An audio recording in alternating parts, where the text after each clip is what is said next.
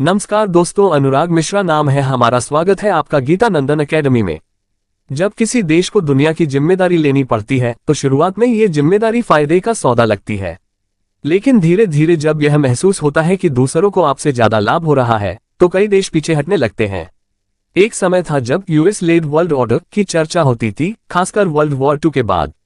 कहा जाता है कि वर्ल्ड वॉर 2 के बाद नया वर्ल्ड ऑर्डर किसने बनाया? अमेरिका ने। नाम दिया गया पैक्स अमेरिकाना। लेकिन आज डोनाल्ड ट्रंप उस सिस्टम को ही हिलाने पर लगे हैं। यानी वही नियम जिससे वैश्विक अर्थव्यवस्था चल रही थी, अब उसे बदलने की कोशिश हो रही है।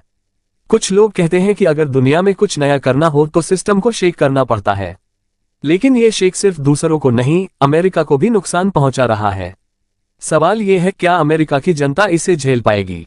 टैरिफ बढ़ा दिए गए हैं, न सिर्फ दुश्मनों पर बल्कि दोस्तों पर भी। कनाडा, मैक्सिको, यूरोपियन यूनियन सब ने रिटालिएटरी टैरिफ लगा दिए हैं। इसका सीधा असर यह है कि अमेरिका को आयात महंगा पड़ रहा है। साथ ही जो देश अमेरिका में अपने सामान बेचते थे उनका बाजार भी छोटा हो गया है।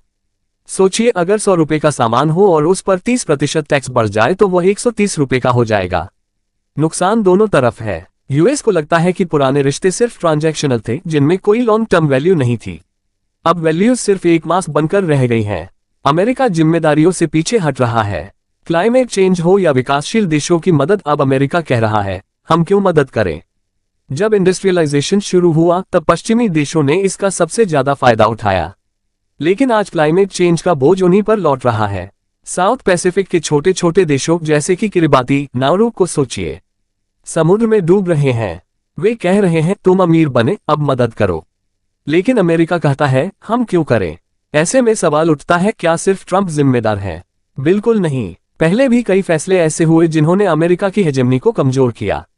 अब एक एक करके समझते हैं। नेटो का गठन क्यों हुआ? कोल्ड वॉर के समय अमेरिका ने कहा, यूरोप के देशों साथ आओ, हथियारों की जरूरत कम पड़ेगी, एक हमला होगा तो सब साथ देंगे। लेकिन इसके पीछे असली खेल था टेक्नोलॉजी साझा करना और हथियार बेचकर पैसा कमाना। ड्रिप मार्केटिंग की तरह पहले भरोसा दिलाओ फिर अपना सामान बेचो। यूरोप ने भरोसा किया पर अमेरिका ने फायदा उठाया। दूसरी तरफ जैसे जैसे यूरोप और अन्य देश विकसित हुए, उन्हें अमेरिका की जरूरत कम लगने लगी। स्वीडन जैसे देश भी अब डिफेंस एक्सपोर्ट में आगे हैं। यही बदलाव धीरे धीरे अमेरिका की पकड़ ढीली कर रहा है।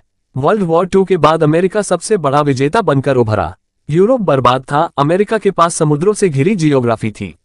स्टील और वेपन इंडस्ट्री बूम कर गई। उन्होंने मार्शल प्लान और आईएमएफ जैसी संस्थाओं के जरिए दुनिया को साथ लेकर अपना असर बढ़ाया। लेकिन आज वही यूरोप कह रहा है, हमें अपने फैसले खुद लेने हैं। WTO बनाया गया ताकि टैरिफ घटे, व्यापार बढ़े। अमेरिका चाहता था कि चीन भी इसमें शामिल हो ताकि उसका आर्थिक विस्तार हो, लेकिन चीन ने अपनी राजनीति और समाजवाद के साथ अलग रास्ता अपनाया। आज अमेरिका की मुद्रा डॉलर अभी भी मजबूत है पर उसका प्रभाव घट रहा है।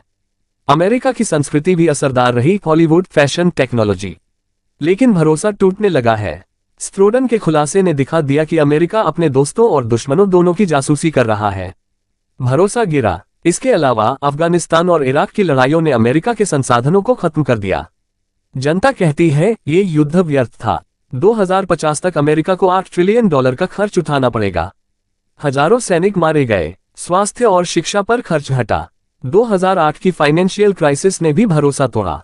बैंकिंग सेक्टर की डिरेगुलेशन नीति ने सबप्राइम संकट खड़ा कर दिया। दुनिया को एहसास हुआ अमेरिका भरोसे लायक नहीं रहा। इधर चीन और ब्रिक्स देशों की अर्थव्यवस्था तेजी से बढ़ रही है। 2000 में चीन की अर्थव्यवस्था अमेरिका का 12% थी, 2016 में 60% हो गई। यही बदलाव अमेरिका की पकड़ को कमजोर कर रहा है। नाफ्टा जैसे समझौते भी अमेरिका के लिए नुकसानदायक साबित हुए। सस्ती लेबर और कम टैक्स ने स्थानीय उद्योगों को नुकसान पहुंचाया। जनता में असंतोष बढ़ा। इस सब के बीच ट्रंप सिर्फ उस प्रक्रिया का अंतिम चरण है।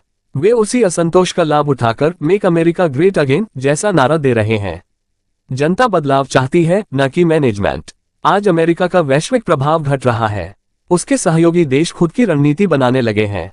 जैसे जैसे अमेरिका पीछे हटेगा, दुनिया वैकल्पिक संस्थाओं की तरफ जाएगी। इसलिए सवाल उठता है, क्या अमेरिका का महत्व खत्म हो जाएगा? अभी नहीं। उसकी अर्थव्यवस्था बड़ी है, संस्कृति प्रभावशाली है, लेकिन अगर उसका तरीका नहीं बदला तो धीरे धीरे उसका प्रभाव कम होता जाएगा। कुल मिलाकर अमेरिका की गिरती हेजेमनी सिर्फ ट्रंप की वजह से नहीं है। ये कई वर्षों की नीतियों, युद्धों, आर्थिक फैसलों और भरोसे के टूटने का नतीजा है। अब दुनिया बहुध्रुवीय हो रही है। अमेरिका को अपने पुराने ढांचे से बाहर निकलकर नई सोच अपनानी होगी, नहीं तो आने वाले समय में उसका प्रभाव धीरे धीरे कम होता जाएगा। अब आप सोचिए, क्या अमेरिका की भूमिका बदलेगी? क्या दुनिया नए नेताओं की तरफ जाएगी? आपके विचार नीचे लिखिए। अगले क्लास में मिलते हैं। ख्याल रखिए अपना। जय हिंद।